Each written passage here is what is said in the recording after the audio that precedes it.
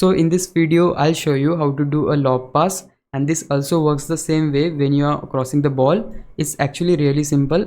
Just press X on Xbox or square on PlayStation, assuming your controls are on default. Now the lob pass is mainly used to lift the ball over defenders or switch play across the field.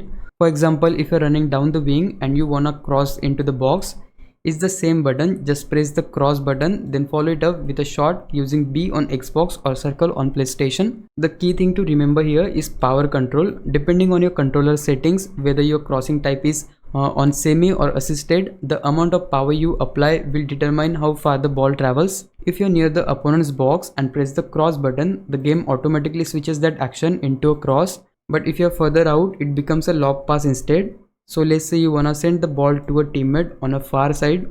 Just hold the button a bit longer to add more power and it will travel further across the pitch. This technique is especially useful for switching sides when you are stuck and don't have passing option nearby.